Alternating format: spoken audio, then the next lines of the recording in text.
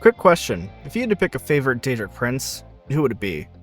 I'm not asking from a quest reward standpoint, I mean if you had to choose one to serve eternally, who would it be? Did you pick Namira? Probably not. But you might want to rethink that as we dive into today's topic, Beyond Reach.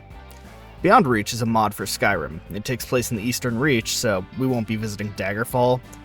There's actually a different mod that adds the entirety of Daggerfall into Skyrim, and I may look into that one day. But anyways, back to our main point. Beyond Reach becomes active once we hit level 5, but I wouldn't recommend starting until you're in the mid-30s. You'll know the mod is active when a blind priestess stops you in one of the major cities. For me, it triggered in Whiterun. Anyways, this blind priestess walks up saying we make her uneasy, and after a little bit of back and forth, the goddess Mara intervenes to say some bad shit is happening in the west, and with that we have our goal. So we travel to Markarth, and close to the stables, we'll find the merchant Loke. He mentions needing a bodyguard for his return journey to the Reach, and offers to pay us if we go with. And honestly, it sounds like a good gig to me. After hopping into his cart, we're offered a few choices. The first is if we want to see a grainy intro film, and the second is if we want to play the mod censored or not. I chose uncensored to get the full experience. And with that, we're now on the road leading into the Reach. Loke notices a dude bleeding out on the road and sends us to go check it out. He also mentions possibly leaving us behind in case things go sideways. The injured man says we should warn the Divide that the Witchmen are here, and then promptly dies. We now need to enter the Watchtower and face off against the first of many Witchmen. I'll say this now, I started this mod at level 9, and with more than a few mods that I thought would help, I'll have the full mod list linked in the description. Back to the plot though, dealing with the Witchmen is like dealing with the Forsworn on crack. Half these dudes talk like the Shockmaster, and the other half have unhinged ramblings. They have weapons with worse poison than the Falmer, and they can puke on you like the Afflicted. All this to say, welcome to Blaketown, get good. After dealing with old Gravel Voice, we head back to the merchant. He pays us like 200 gold and says we should go tell the governor of the Divide about the Witchmen. Heading down the road, we meet some orcs that are attempting to leave before they get racially profiled, so clearly we're off to a great start. We also see a griffin. It says some vague stuff about wolves and feasting or whatever, and then it flies off, which, I'm sure it won't be an issue. Once we get close enough to the Divide, a guard will tell us to shove off, but he changes his tune quickly enough once we mention that the Witchmen are close-ish. He even tells us to find the governor in the church, which is just swell. The Divide is a town built on top of a bridge, with the church being located directly in the center. There's a few different shops here, so feel free to stock up. Inside the church, we can talk with the governor, Marosa. She's the typical never talk with the poor kind of politician. She thanks us for being the bearer of grim news, and then offers to pay us if we can get some information from a guy named Jackos in the next town over. We can't really refuse, so we'll head out. Before we can leave, we get stopped by a mercenary named Elkarin. He can be helpful, but in my playthrough he seemed to be around for maybe 60% of the time. Recruit him or don't, then head on over to Arnima. The area surrounding Arnima is little more than a floodplain. There's nothing much to do out here, so head on into the city. Inside the city, we can see that things aren't really that great here. We get to witness the execution of a petty thief, but he seems cool with it. To find Jackos, we'll need to search the training ground, which is conveniently next to the church. We mentioned that we need to know about any corruption in Arnima, and he throws a total non-threat at us and hands us a sealed note saying that we shouldn't look at it. I go by the honor system, so I didn't open it, but I assume you can read the note. Once we're back in the Divide, Marosa tells us we can check with the Legion for work. You don't really need to help the Imperials, but it does offer some rewards and the first glimpse of many uncomfortable situations. That ends our first quest in Beyond Reach. We're going to start getting into spoiler territory, so skip ahead to this timestamp to hear my final thoughts about the mod. For the rest of you, it's time for us to head on over to the Legion's outpost. The Legion is located to the right of Arnima. We need to make our way inside and talk to Commander Drugo. He's currently arguing with a Thalmor agent, who I literally never saw after this, so we can assume he got shanked in an alley. Commander Drugo says we can help his troops retake Deep Crag Ravine. It's currently overrun by Orcish invaders. The misfits we'll need to meet up with are an unnamed trooper, an unnamed captain, and 2 massive dudes named Sek and Mech. Don't bother talking with Sek or Mech, they are both rude and don't offer any insight. Talking with the captain will begin our march into Orc territory. Honestly, you could probably sit back for this part since you have more than enough meat shields. Eventually, you'll arrive at the Orc stronghold. Just inside the main gate, you'll see a burning pit. There are hostages inside this pit, and maybe it's a glitch exclusive to me, but the hostages never die. I'm serious, an online walkthrough mentions that they'll die, but it's never happened for me. It doesn't matter if you save them or not, since the mission is to kill all the orcs. The first boss orc is called the Firstborn. He's a unique variant of orcish armor and occasionally roars like a bear. He smacked the hell out of me and would have easily killed me, but that's why I keep a death alternative mod on. Call me a weenie if you want, but this mod came in clutch more than once.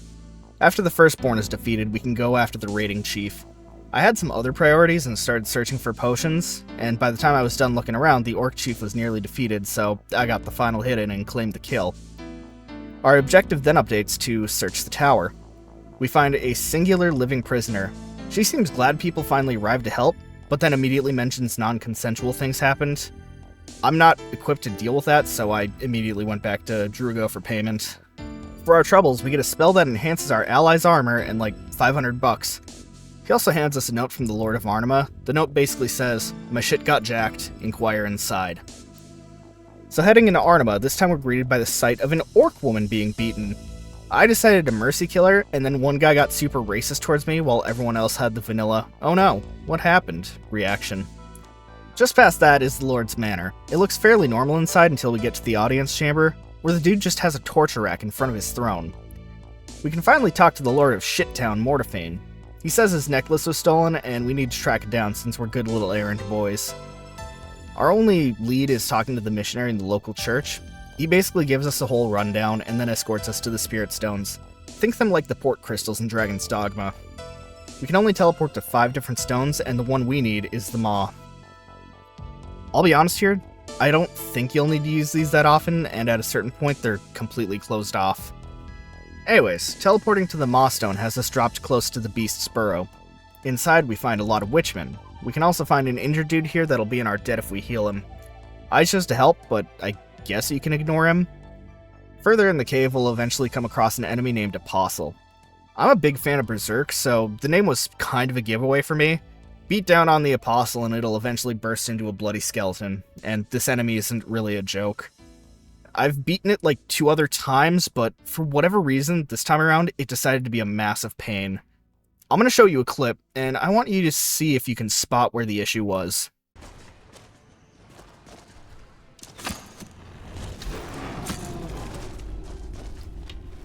Time's up. Did you see it? Yeah, the fucking guy regained all his health. That's not even mentioning the attempt where I got knocked down when he was low health, and every attack attempted to be a kill cam. You want to know something fucked up? I don't think it can regain its health, so whatever happened there is definitely a problem on my end. Anyways, once the Apostle is dead, we come across a passage blocked by vines. How can we get through, you might wonder? Fire. The answer is fire. There's a hint close by which is a Flames Tome, so if you somehow didn't have the spell, you can get it here. Through here is more witchmen and a hag raven. Eventually we come across a small corridor with running water that leads into a rocky room. The floor immediately gives out from under us, and now we're in a makeshift arena. This thing called a golem infant will start charging at us, and I decided to make use of my environment and lured it into a trap that instantly killed it. On its body should be the necklace we came here for, and a key to leave. There's also a witchman guarding the exit, so make sure you body slam him on the way out. This creepy necklace will start projecting voices into our head, and it doesn't really seem to do anything else. So now we can head back to Arnima to give Mortiphane his totally not cursed amulet, and he gives us a spell with 1,000 gold. He also tells us that the missionary has some work for us. We head on over to the missionary and he tells us about some gauntlets that went missing. He knows where we need to go and marks it on our map. Speaking of the map, I have a bit of a bone to pick with it. So here's the map, and here's how it should look. I know it's a small point to get salty over, but if someone says something is north and I need to go south, I'm gonna get pissed. Anyways, getting back on track, we need to head to the Ismark gateway. I vaguely recall it being close to the Maw Stone, but I'm directionally challenged and got lost for a solid 30 minutes before I said fuck it and followed the quest marker. The quest marker actually points us to a cave we passed by on the way to the divide. Inside is more witchmen. I know they're kind of the driving force of the mod, but I'm getting tired of being poisoned and frozen. So we need to make it to the bottom of the cave to progress. If you have the Apocalypse spell mod, you can expedite this by using the drop zone spell. For everyone else, it's business as usual. Making our way to the bottom of the cave, we can see at least 2 floating ghostly elves. These are Ayleid wraiths. I don't want to go too in depth, but the Ayleids were basically the overlord race on Nirn until everyone collectively had enough of their shit. These spirits use some kind of electric magic. It's not too difficult to deal with since you'll have the missionary with you at the very least. There's also an enemy called the Spiteful Effigy down here. It's the same type of bloody skeleton as earlier. I don't know if it has new moves since I sniped it. At the end of this cavern's floor, we can enter a tower. This area is called the Squalid Commune. It's red, there's assorted viscera, what's not to love? There's also a few spells in here. I'm not really a magic build user, so I didn't play around with them. What I do know is the spell descriptions. Spite supposedly makes your enemies a mess of genetic refuse, Flaying Bolt seems to cleave through enemies, and Pox Barrage is basically that vomit thing the Witchmen do. Neat. We need to leave this area through a black doorway. It's the one that has the quest marker. It'll drop us at the Zealot Zenith, an area that is, unsurprisingly, filled with Witchmen. There's also a Hagraven Matriarch here. It's kind of like a regular Hagraven, but more deformed, and it can use poison spells. Just down the hill, there will be another camp of Witchmen. I honestly just ran past them since our goal is right there. The Ismark gateway is guarded by a troll, and then further in, it'll spawn a Wisp Mother. Once both are dealt with, we can enter the first pillar. I don't know why it's called that, since it's the only tower we need to enter before getting into the main area, but whatever. Head up the tower and across the walkway to finally get into Ismark. I don't have too much insight for most of this dungeon. Ismark is like any other Dwemer ruin. Fight the constructs in Falmer, don't step in traps. There's a puzzle at the end, which I thought was neat. So there's a blocked gate and a bunch of Dwemer actuators. Hitting any of these actuators will cause glowing pistons to rise in the middle of the room. The goal is to have all these pistons rise without going over the limit. The solution is easy, but it's very trial and error. With your back to the gate, the solution is the closest on your left, furthest back on your right. With that, the elevator should be unlocked and we can proceed further in. We're now in the Hollow, a bunch of Dwemer pathways suspended over Falmer territory.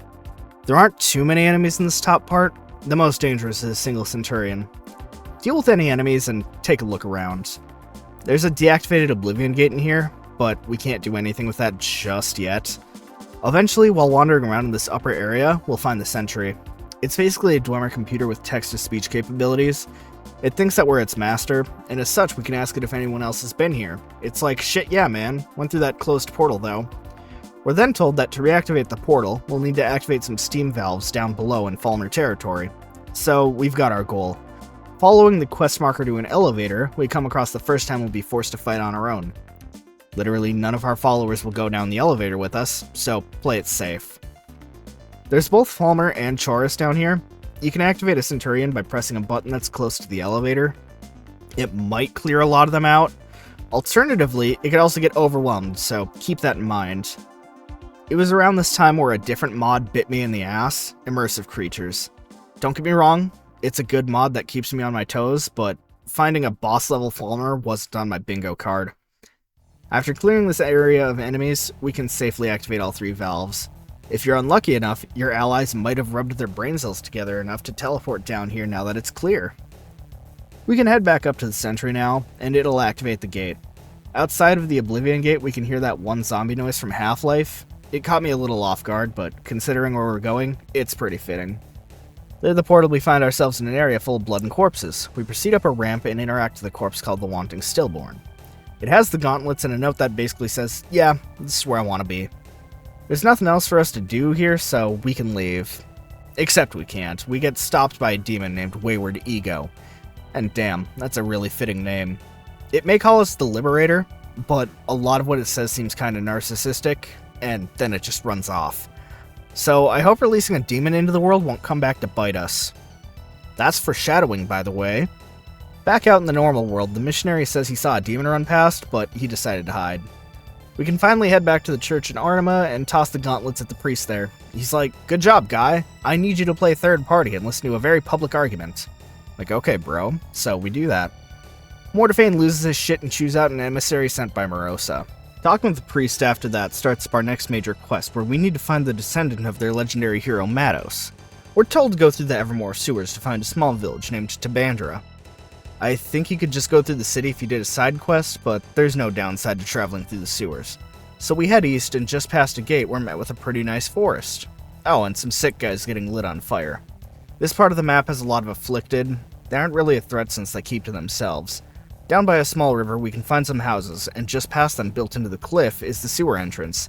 If I'm being more accurate, it's a mine that leads to the sewers. In the cistern proper, we can meet up with that injured guy from earlier, and he'll give us some bow-specific spells if we press him enough. Up some stairs, we can access the cistern flow-through. This area is small, and the only thing that keeps us from exiting back into fresh air is an adept lock cage with a button. Pick that, and we can take a short hike to Tabandra. We need to talk with the smith, Rados. He'll basically say he won't put on his ancestral armor for petty shit. So we tell him it's to fight witchmen. He's like, that's a good cause, fuck it, let's go. And with that, we can head back to Arnima. We tell the priest the good news, and we have a small moment to prepare. Pray to a shrine, maybe swing by some shops, and when you're ready, talk with Rados, begin your siege on the witchmen. So the siege shouldn't be too difficult. I wouldn't relax, though. While we do have Rados and Ulkarin, the witchmen have full-grown golems now. They aren't as strong as giants, but they can still put either Rados or Ulkarin on their ass. Clear up the witchmen outside, and it's time to enter the stronghold, Avatar's Advent. As stated previously, this is their stronghold, so expect heavy resistance. The second room in, there's a basic puzzle with rotating pillars. Just don't be a goober like I was and miss the obvious lever next to the door to unlock it. Proceeding down the stairs, we'll come across a room that shows the witchmen are engaging in cannibalism. Seems to be a certain Daedric prince's influence. I wish I had some more things to say, but the cave is fairly straightforward. There's a bear in one of these side areas, but it didn't bother me. Keep an eye out for it, though. Eventually, the caves turn to ruins, and we can find the remains of some vigilants of Stendar. They should have some extra potions on them. It's nothing life-changing, but even a potion or two can change the course of a battle. Eventually, we'll see a door that's blocked off, but there's a room to the left that has a pull handle just through it. Pull that, and it'll open up the path to the boss, the supernatural custodian. It's a renamed Hagraven Matriarch. It's not just a name change, since this one is significantly harder than the last one. Inside this room, there are a bunch of undead and another golem. Each thing individually wouldn't be too bad, but Ulkarin was either trapped outside of this room or went down first. Rados held up pretty well until the custodian got low on health, where it summoned two doppelgangers.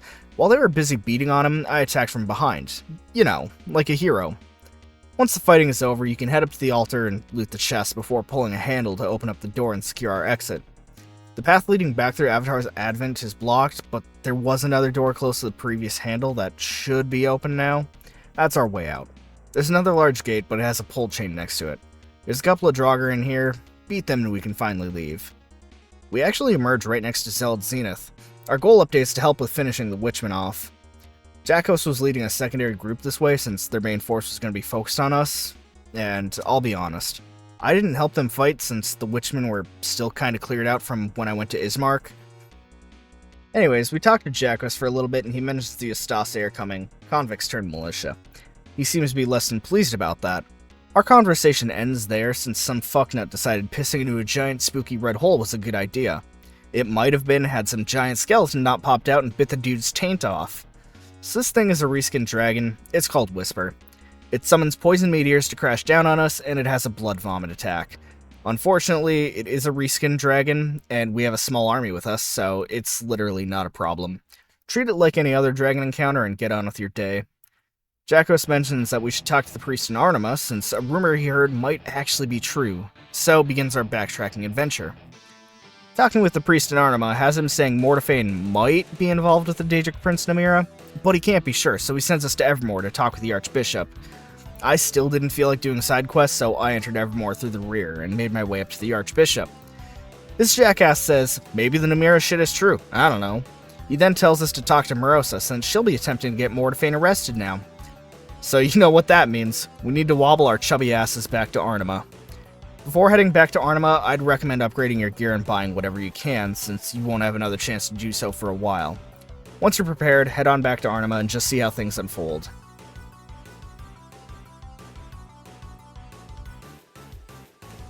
Yeah, apparently Mortafane has a spell that can decapitate someone. No such luck for us.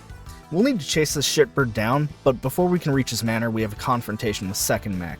They like getting paid, and we want to stop Mortafane. I'd assume we could argue all day, but then hell literally breaks loose. Corpses start walking around, weird vines shoot up from the ground, another bone dragon thing appears. Oh, and another Oblivion gate opens up. We have our work cut out for us this time. Jumping through the portal, we drop into the scuttling void. We were briefly here when we needed to reclaim the gauntlets. Now we can get the full scope of this place. If you're about as lucky as I am, so not at all, you'll notice that we're alone. Thanks, Ulkarin. Our goal is to find any survivors. The first one we'll come across is Jakos. He says we should stick together. What he really means is follow him and don't ever walk ahead of him, since he'll just stay put. The next survivor we come across while following Jakos is Rados. The dude is barely holding together, but again, safety in numbers. He has an aura active that heals you, so if you get into combat, stick close to him. After re-killing some undead, you'll eventually find the priest from Arnima.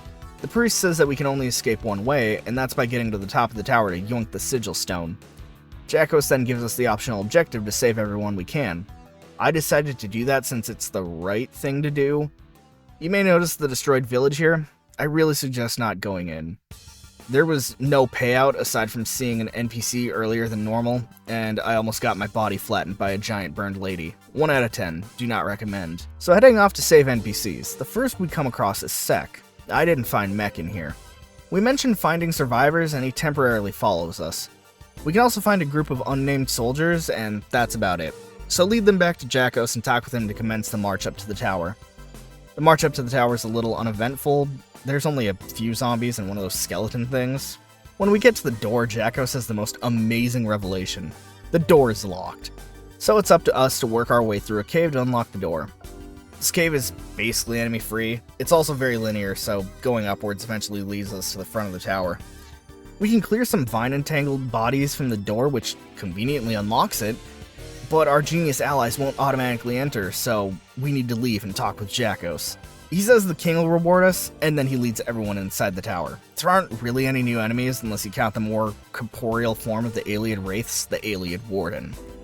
Just keep following Jakos up the tower, and eventually we end up in an area called the Gut Garden of Tarn. I don't know why this area needed a name since we spend all of 5 or 6 seconds here before we come across a bridge. Jakos says we need to proceed into a second tower with Rados, and then valiantly holds off some enemies with the other survivors. So, the second tower isn't too much trouble. It has 6 floors, and each of these floors has a boss called the Flesh Mimic. They aren't that bad to deal with since Rados is kind of a beast. I think the most trouble I had was with the one that wears Mirak's mask. Once all 6 bosses are beaten, we can access some kind of teleporter. I highly recommend making a save here. I also want to take this time to mention something fairly infamous about this mod. In older versions of this mod, the upcoming boss wouldn't die. He'd take a few hits and then teleport away to regain all of his health. It basically required the kill command to beat. It seems like it might be fixed now, but I wouldn't hold my breath. So using the teleporter, we're brought face to face with the last king. He's an old Ayleid king with a chip on his shoulder. I'll be honest, I don't know if he's a reference to Oblivion's Knights of the Nine DLC, but I didn't really care to listen to his high and mighty speech. So the last king is invulnerable when the fight starts, and the only way to get him to drop his shield is by beating the hell out of a stone hand called the Fragment of Want. Be careful in this arena since he summons 2 floating skull things called flèches, and in 2 spots of the arena, a tentacle will pop out and slap your nuts. If you're lucky, he'll be focused on Rados the entire time. Sneak in a few attacks when it's safe, and he should be down for the count in no time flat. You can also find the charred remains of Mortafane in here. He doesn't have anything useful, but it's a bit of storytelling. Grab the sigil stone and you'll be teleported back to Mortafane's filthy manor. There isn't anything to do in here, so head back out into Arnima. Olkaran showed up here for me, as if he didn't just spend the last 40 minutes with a thumb shoved up his ass. Whatever. We're told by this dude named Horister that we'll be knighted for our efforts. Like that makes up for being dragged into a hell realm. He instructs us to visit the king in Evermore, so that's our goal. I decided to look around and see if I could spot anybody that was with us in the scuttling void, but I couldn't find Jakos or the soldiers he was with, so I assume they all died. Rest in piss, Jackass and co. Heading up to the palace in Evermore, we can claim knighthood and swear fealty to a nation we literally have 0 ties to. The king will offer us 1 of 3 armor types. Despite being a light armor build, I chose the heavy armor since I think it looks the best. I also never used it. I had no reason not to, I just didn't. Anyways, after swearing our oath, the king tells us to talk with his retainer, Kegor. Kegor might have wandered out of the palace, I know he did for me. Just track him down and ask him for your first assignment. The dude basically gives us intern work. We're told to get paperwork from 3 separate locations. The first location we're told to go is Deep Crag Ravine. You know, the place that had all those orc raiders. The second location is an area called Lonely Griffin's Retreat. It's some kind of small, secluded village. And the last location is the Bog. It's a mine located in a bog. Go figure. Going down the list, I decided to hit up Deep Crag first. They seem to be rebuilding well, and this is probably our easiest bit of paperwork to grab. Next up is Lonely Griffin's Retreat. It took me a while to get to it, since I went the wrong way at first. Upon getting there, we're instantly recruited to protect them from the Witchmen. They send in a few waves of their finest, the hardest one being one of those skeletons. We don't need to keep them out of the village completely, but we do need to ensure that one of two guys survive. One is named Tyr, with 2 Ys, and the other is named Benadryl. Once the Witchmen are dealt with, we can get their paperwork. We can now head on over to the bog. I know there's some optional quest here, but I told them to eat shit and give me the papers. With papers in hand, we can head back to Kegor. He tells us the king is looking for us, so we hike our way back up to the palace. Talking with the king, he starts to mention that our next quest is bringing children from Arnima to Evermore, since the town is kind of in cleanup mode from the demonic invasion. Unfortunately, our talk is interrupted when his son Damien arrives. So I don't want to spoil anything, not yet at least. But has anyone seen The Omen? You know, the spooky demon kid with the same name? Keep that in the back of your mind. The king has a bit of back and forth with his son, and then Damien leaves to do whatever. We need to talk to the king again so he can formally give us our quest. With all that done, we can head to Arnima. Talk to the priest there, who will give us the go-ahead to escort the children. Walk, or fast travel your way back to Evermore, and turn the children over to the archbishop. He seems pleased that no harm has befallen them, and then tells us that there's an orc preaching peace in the main square. We meet Kegor there, and listen in on the speech. I kinda zoned out a bit, but at some point a woman ran out of the brothel screaming. Since we're the law, we have to go check it out. And inside is a bit of a scene. Some woman was literally ripped in half. Kegor attempts to get a coherent story from the brothel owner, and the hysterical woman from earlier just says he ran into the storeroom, so that's where we go. There's an elevator here, and Kegor decides that we'll be the ones to chase whoever did this. So we use the elevator and it stops about halfway down. Kegor can throw a torch down for us, since it's apparently dark down here. The path is semi-straightforward, but we eventually come across another torso. This one has a scrap of flesh with an eye carved into it. Behind us is a door. It's pretty much the only way we can go, and it'll eventually lead us back to the cistern. In the cistern, we'll need to talk with some of these bums. I don't know if all of them help, but I do know the woman sitting by the stairs helps out if you can persuade her. She says some blonde dude with bloody hair ran past, and the only way that he could really go is through the cistern flow-through. Going through the flow-through and emerging back into daylight has us basically give up on finding the killer and heading back to Kegor. Kegor says we should take the scrap of flesh back to the missionary in Arnima, now renamed to Raven Springs. I gotta say, it amazes me how they've kept this fucking guy relevant. Anyways, we give the missionary the scrap of flesh and he's like, it's gonna take me like a day, go kill time. So now we're given a choice. I think we can literally wait a day, but another quest opens up here, so we'll do that. We should talk to Damien, who just happens to be the new lord of Raven Springs. He wants to retake this bit of cursed land called Grey Belmore. It's something to do, so meet up with him and his soldiers at his forward camp. Talking with Damien here has us instantly begin marching to retake the land, and I'd recommend making frequent quick saves here. Before we can actually begin retaking land, the priest from Arnima shows up and hands us his staff. I also had this annoying glitch where he'd keep talking to me every 5 seconds. Whatever you do, don't hit him. It's very tempting, but take it from someone that had to redo the entire quest. Do not, under any circumstances, hit him. So our goal is to get the priest to this buried well in front of the old fort. All we really need to do is beat up any undead that get too close. Eventually the priest will begin burning away a flesh barrier protecting the well. Once it's cleared out, we'll need to zap it with the staff he handed us. I need to stress this again. Don't hit the priest. I made the mistake of thinking staves needed to charge up a spell rather than instantly blasting what I'm looking at. Assuming we've done everything correctly, Damien will want to talk with us on top of the fort. He gives us a very Griffith dreams for the future kind of talk, and then the quest ends. Enough time's probably passed, so check back in with the missionary. He'll mention that his spirit vision points him to Reject's Respite. He'll also give us a Staff of the Farseer. It's kinda cool, and also don't lose it since it'll be needed to solve some puzzles. Getting to Reject's Respite is a little tricky. Thankfully, this is the one thing I do remember, so listen up. Travel to the Moss Stone and head towards the Beast Burrow. Instead of heading into the cave, hang a left. You should be on a wooden bridge. There might be a Witchman and a Hagraven here, so kill them. There's a wooden gate that you can head through. Just follow the path and you should arrive at Reject's Respite. The place is basically an insane asylum. It fits the part well, actually. Shitty architecture and ghosts. So here's another point where I tell you to keep multiple saves. Apparently this part can soft lock easily, so it's good to have something to fall back on.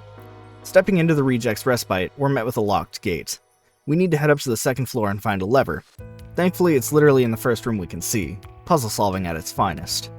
You can check out the rest of the second floor if you want to, but it's just a long way around the gate. Head back to the first floor and through the newly opened gate, you'll see the first new enemy here, the lingering asylum patient.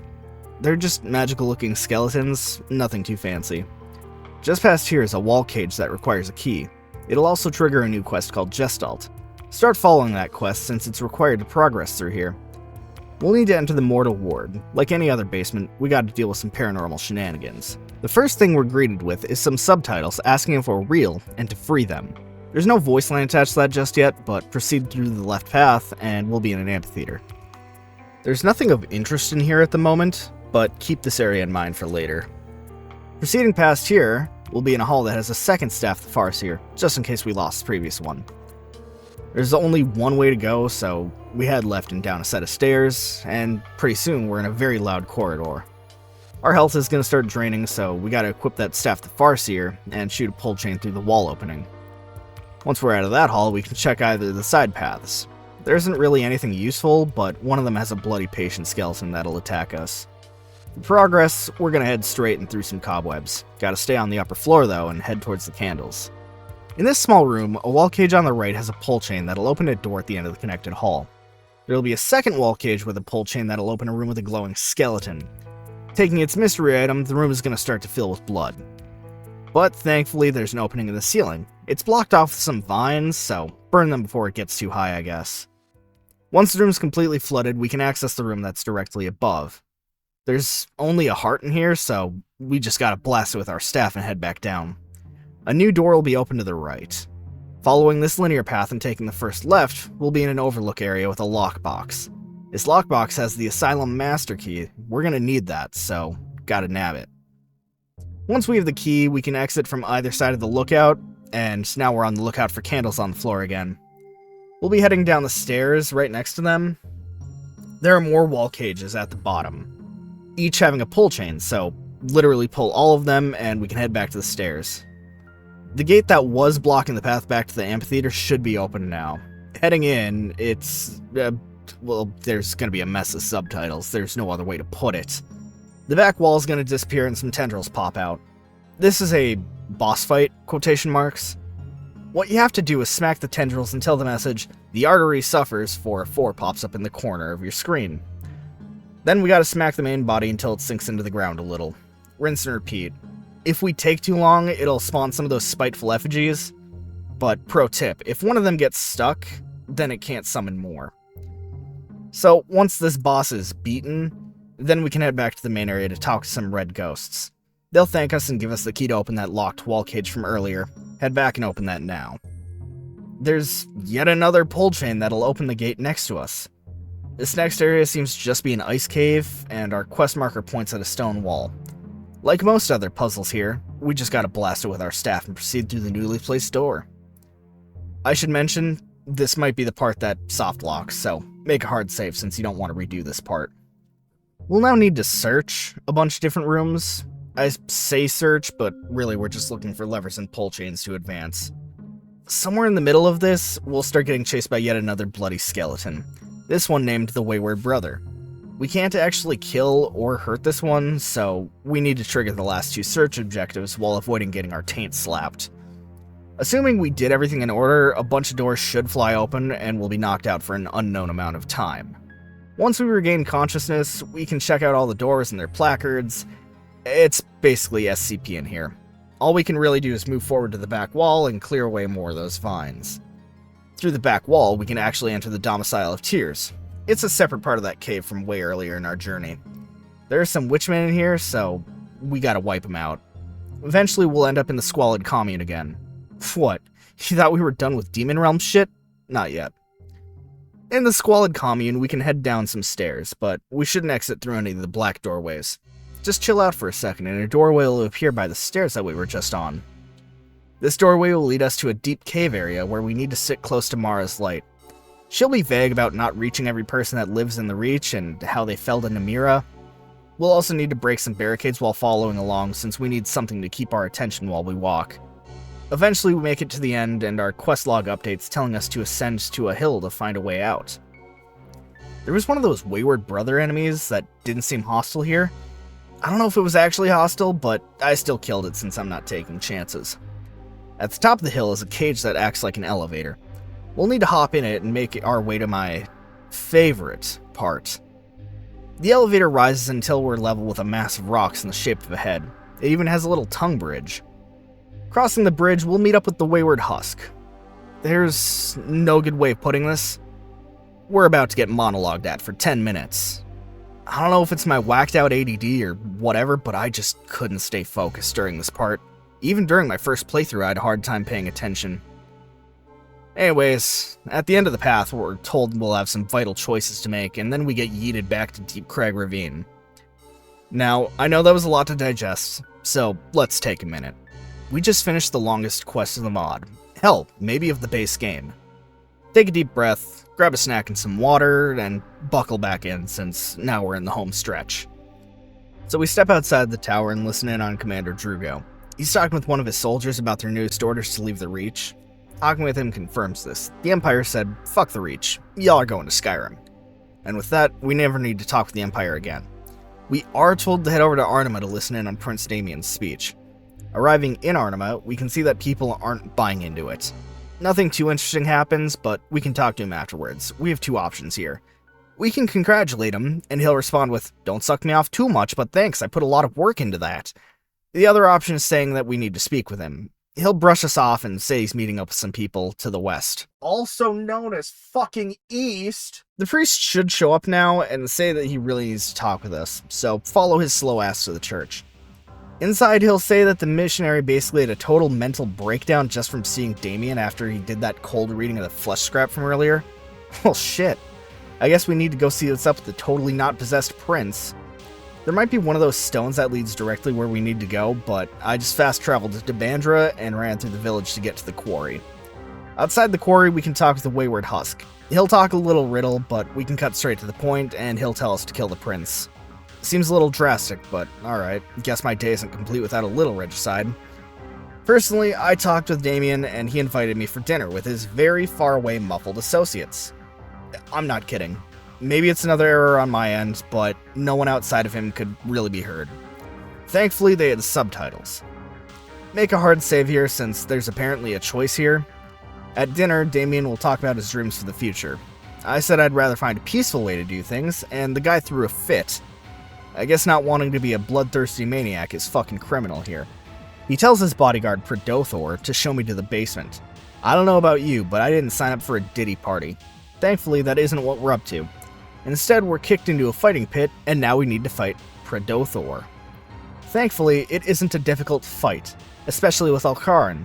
After beating on Predothor for a bit, he'll enter his final form, a fucking Daedra. This phase isn't anything new aside from a flame enchantment on his sword. Beat this form down, and he'll throw a fit and drag us into another plane of oblivion. He attempts to make a grand gesture at slaying us for Lord Dagon, so now we're alone, in hell, fighting for our lives. But it's not as bleak as you'd think. See, these chuckle fucks gave us an I win button. There's two effigies in the arena, one for stamina and one for health. They regenerate after a minute or two. If the going gets rough, then kite around the health fountain. It may not be glorious, but they cheated first by adding form changes and pulling us onto their home turf. Anyways, beat the living shit out of Predothor, however you see fit. Once he's dead, we're offered a choice. We can just leave, or we can chop his head off, slap it on a spike, and gain a spell that lets us summon him. I did that, since the idea of summoning the guy that failed to kill me for glory is funny as shit. When we're done here, we can leave through the newly opened portal, and we'll be back in the pit. An Ustase named Dog will let us free, and now we can get on with the regicide. Outside of the mansion, we'll need to fight our way through a bunch of Ustase. They seem to favor ranged attacks, so there won't be a shortage of arrows or bolts for this next part. I did things out of order, since I think for the boss fight to proceed as normal, we'd need to talk with Damien. I decided to shoot the Griffin, since I don't want to multitask when it comes to fighting enemies. The Griffin was kind of a pain in the ass for me to fight, so it doesn't use traditional elements like fire, ice, or shock. That'd be too generic. Instead, it uses light. At least I think it's light, since fighting this was like getting flashbanged and pepper sprayed at the same time. This one fight took me 13 minutes. It stayed in the air for the majority of the fight until it got to half health, but maybe that's because I hit on the wall.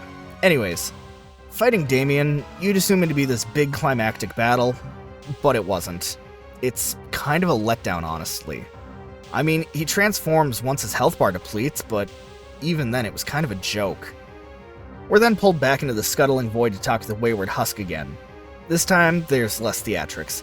It simply says we can go through the door to see our adventure through to the end, or we can turn around and pretend that nothing happened. I went through the door since it'd feel wrong to just be like, and that's that, demon's dead. So, you remember at the start when I said this mod gets dark? This is probably the worst of it. We're now in a closet in the palace basement. Remember those kids we escorted from Arnima earlier? Yeah. I can't really say what's going on down here since YouTube would probably use a tactical nuke on my channel, but think a specific island. There you go, you got the idea. Skipping ahead, there's currently a riot happening outside of the palace. The common folk want the king's head on a pike, and I don't blame them. Speaking of which, the king actually freaks out that we're trying to free the children, and then he tries to defend his actions by claiming that the diddling was actually a good thing. Kegor's here, and even he's like, yo, what the fuck did I just hear? So now we need to attempt to get Kegor to side with us. You need to pass like 3 speech checks. I only passed the first one, but failed the second, so I had to kill him along with everyone else in the throne room. Attempting to leave the palace has us getting tossed into the scuttling void. Again? This time around, there's a pile of ashes on the floor, which I presume was the wayward husk. I don't know where the damned souls go when they die in their home dimension, but he's monologuing there now. After a bit, Mara's light will show up and tell us we did a good job. She then places us back in the palace, and we can head out into the streets of Evermore. It's a fucking war zone out here. You've got so many factions fighting that it's hard to mention them all. I had something funny happen here, though. So I looted Kegor's house key earlier, and I thought I'd see if he had some supplies stashed away. But entering his house had every single enemy spawn inside. It made escaping from the city easier since I didn't need to track down any specific enemies to unblock the main gate. If you don't fuck around like I did, then you'll need to find and kill the supernatural custodians to unblock the main gate. With that, we can finally leave. We're given another choice to watch an epilogue cutscene that follows this kid leading up to her arrival at the gate. Watch it or don't, it doesn't really change the fact that our new goal is to escort this kid to the Divide. There are enemies everywhere now. Pretty much everyone you meet will want to shank you. Oh yeah, our map is now wiped of all landmarks, so we can't fast travel, and the stones from earlier are out of commission. If you ever need to come back to the Reach for whatever reason, then keep in mind that you'll need to visit each area again. Anyways, once we arrive at the Divide, we can drop the kid off with her aunt, but we aren't done yet. We need to talk with Horrister. I don't think I've mentioned him once, but he's another knight. Talking with him is another guard run-up and mention an orc at the gate. This is Anka and he's literally only here for like a minute. He says that some orc shamans are conjuring up a curse like the one on Great Belmore. He can prevent it, but he'll need us to go with him. So we'll now need to meet up with the orcs in the marsh. There's a way to do this peacefully, and I really need to vent about this. So this is another case of needing to pass multiple speech checks, and I don't know if this is RNG dicking me over or if there's an actual amount needed, but apparently 56 in speechcraft isn't enough to pass. So anyways, I failed and had to kill all the orcs. That's not to say it was an easy endeavor since I got my skull handed to me multiple times over. We can now head back to the Divide. We can talk to some of the many faces we saw over the course of our adventure. Rados will give us his ancestral armor since he's just going to drink himself to death. The missionary is going to dedicate his life to healing or whatever, and the merchant is going to take us back to Skyrim. With that said, we're done with Beyond Reach. So, what are my final thoughts? Well, I'm not gonna lie. I know this isn't for everyone. There are some heavy subjects, and you'll probably finish this feeling like a war criminal. Do I think that this is a mod everyone should play? Not really. Do I think that it has a story that needs to be told? I'm a little on the fence with that. Like, I believe the mod author wanted to put out something that sits equally with something like Berserk, but I personally don't think it stuck the landing that well. Don't get me wrong, it's pretty alright, but I honestly think going through this once is more than enough for most people. With that said, this project was a massive undertaking. I normally don't do this kind of content, but if you like this video, then please consider subscribing. It'd mean a lot to me. I'll probably do another video like this in the future for other mods that I've enjoyed. Anyways, thank you all for watching. I'll see you in the next one. Stay safe out there, be kind to one another, be kind to yourselves. Peace out.